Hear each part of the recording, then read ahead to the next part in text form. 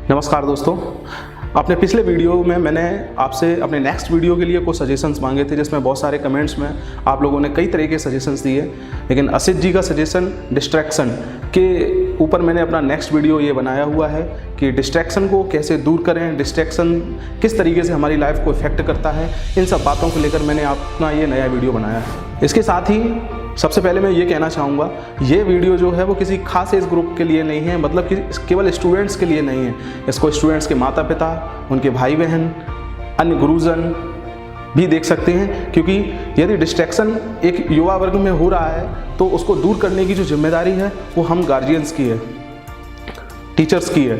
तो इसको वीडियो को कोई भी देख सकता है। आगे की बात स्टार्ट करने से पहले मैं ये ज़रूर कहूँगा कि ये वीडियो देखते समय आप डिस्ट्रैक्ट ना हो, ये वीडियो पूरा देखें, जिससे कि डिस्ट्रैक्शन के संबंध में मेरे जो विचार हैं वो आप तक पहुंच सकें और आप मुझे कमेंट सेक्शंस में बता सकें कि मेरे विचार से आप कितना ताल्लुक़ रखते हैं और मुझे और किस दिशा में अपने आप को बदलना चाहिए, क्योंकि हो सकता है कि मैं भी कई दिशाओं में डिस्ट्रैक्ट हो रहा हूं और आपके अनुभवों के आधार पर मैं अपने आप को चेंज कर सकूं।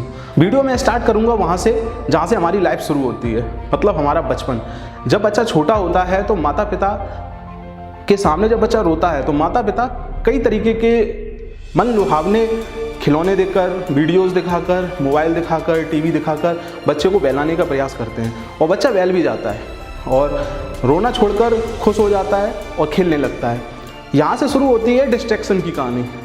यहाँ से बच्चा समझने लगता है कि आनंद, हम उसको समझाने लगते हैं कि आनंद क्या होता है। बच्चा भी समझने लगता है कि आनंद क्या होता है। खिलौने देखकर और मन लुभावनी चीज़ें देखकर वो आनंदित हो उठता है। जैसे जैसे एज बढ़ती है वैसे वैसे बच्चे क्या करते हैं कि उनके जो आनंद का चुनाव है वो माता पिता के हिसाब से ना होकर बच्चों के हिसाब से होने लगता है। बच्चे अपने हिसाब से अपने आनंद का चुनाव करने लगते हैं, अपनी चीज़ें वो खुद चुनते हैं कि किस चीज़ में हमें ज़्यादा मज़ा आ रहा है। इसको मैं एक फैक्ट द्वारा और समझाने की कोशिश करूँगा। हम नंबर्स पढ़ते हैं तो 1 से लेकर जो 20 तक की काउंटिंग होती है उसके द्वारा हम इस चीज़ को और समझ सकते हैं। एक वर्ड हमने सुना है, टीन एज। टीन एज क्या होती है? मेरे जो सर रहे हैं बचपन में, मुझे एक सर ने समझाया था, ये जो थॉट मैं आपके सामने रख रहा हूँ ये मुझे एक सर ने मेरे समझाया था कि 1 से लेके जब हम 20 तक की काउंटिंग देखते हैं तो 1 से 12 एक अलग काउंटिंग में रख लें और 13 से लेके 19 तक को एक अलग काउंटिंग में रख लें। तो हम ये पाते हैं कि जो 13 से लेके 19 तक की काउंटिंग होती है इसमें लास्ट में एक सफिक्स जुड़ा हुआ होता है, टीन।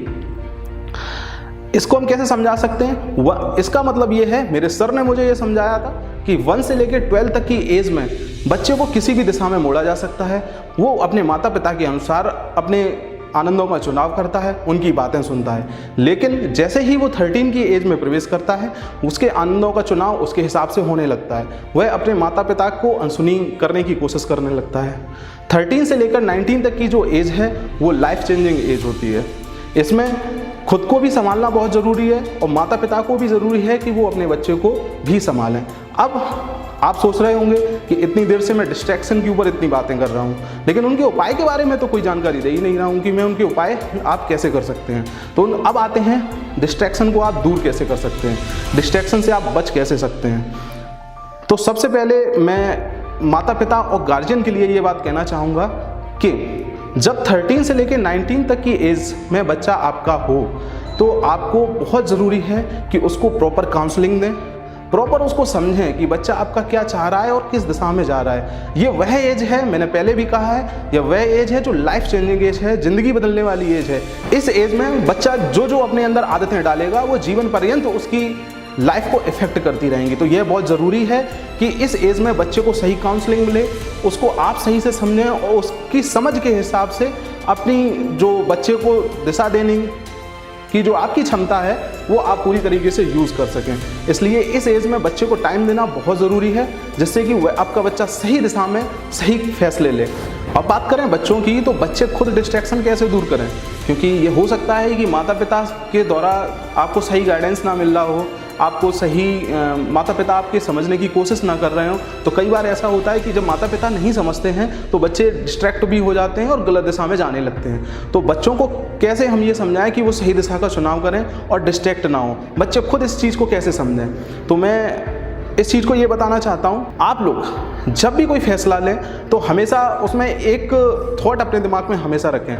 ज़रूरी नहीं है कि आप फैसला गलत ले रहे हैं या सही ले रहे हैं। जीवन में आप कोई भी फैसला लें, कोई भी फैसला, अपने बड़ा फैसला हो आपके जीवन का या चाहे छोटा फैसला हो, किसी भी फैसले को लेने से पहले एक विचार अपने दिमाग में ज़रूर लाएं, और वह विचार यह होना चाहिए कि जो फैसला हम ले रहे हैं, क्या यह वह फैसला है जो हमारे माता पिता की उम्मीदों पर खरा उतरेगा, जो हमारे माता पिता हमसे एक्सपेक्टेशंस रखते हैं कि जीवन में हम उनके लिए कितना बेहतर भविष्य बना कर देंगे उन्हें, क्योंकि जितना बेहतर भविष्य उन्होंने हमें देने की कोशिश की है, हमारी जिम्मेदारी भी बनती है कि उतना ही बेहतर भविष्य हम उन्हें भी बना कर दें, क्योंकि उन्हें भी भविष्य में हमारी ज़रूरत पड़ने वाली है, उनकी भी देखभाल हम ही को करनी है। तो आप कोई भी फैसला लेते समय यह ध्यान रखिए कि आप जो फैसला ले रहे हैं, क्या वह आपकी माता पिता की उम्मीदों पर पूरा खरा उतरेगा, आपके माता पिता आपके उस फैसले से खुश होंगे। यदि आप अपने दिमाग में ये विचार रखते हैं तो निश्चित रूप से आप सही फैसला लेने की कोशिश करेंगे और आपका डिस्ट्रैक्शन बहुत हद तक कंट्रोल हो जाएगा। तो जीवन में कोई भी फैसला लें, इस विचार को हमेशा ध्यान में रखें। दूसरा, अगर यह भी विचार आपके दिमाग में नहीं आता है तो एक विचार और है, मेरे भाई हैं, उन्होंने मुझे यह सिखाया है, हमेशा से यह सिखाते आए हैं। एक बार उन्होंने मुझे ये थॉट दिया था कि जब भी आप कोई फैसला लेते हैं, चाहे खुद के लिए लें चाहे किसी और के लिए लें, आप पिता बनकर लें। जब आप पिता बनकर कोई फैसला लेते हैं तो आप कभी भी कोई गलत फैसला नहीं ले सकते। आप दूसरे के पिता बनकर लें या स्वयं के पिता बनकर लें, ये सोचें दिमाग में कि यदि मेरे पापा होते तो क्या ये फैसला मेरे लिए कैसे लेते, उस समय वो फैसला निश्चित रूप से सही हो जाता है। आप सोच रहे होंगे मैं बार बार माता पिता की बातें क्यों कर रहा हूँ। मैं माता पिता की बातें सिर्फ इसलिए कर रहा हूँ क्योंकि जीवन में आपको चाहे कोई कितना भी प्यार दे ले, आपको कोई कितना भी सपोर्ट दे ले, लेकिन केवल ये दो रिश्ते ऐसे होते हैं, माता और पिता का, जो एक पल के लिए ना ही आपके लिए गलत निर्णय लेंगे और ना ही आपके लिए गलत सोचेंगे। बाकी प्रत्येक रिश्ता हो सकता है किसी न किसी क्षण आपके लिए गलत निर्णय ले ले या गलत सोच रख ले। तो ये मेरा डिस्ट्रैक्शन को आपको समझाने का अपने विचार हैं, मेरे खुद के विचार हैं। हो सकता है कि आप उसको ताल्लुक रखते हो ना रखते हो। जो भी आपके विचार हों इसके संबंध में, उसे कमेंट सेक्शंस में जाके आप लिखिए। और पूरा वीडियो देखने के लिए आपका बहुत बहुत धन्यवाद। जय हिंद।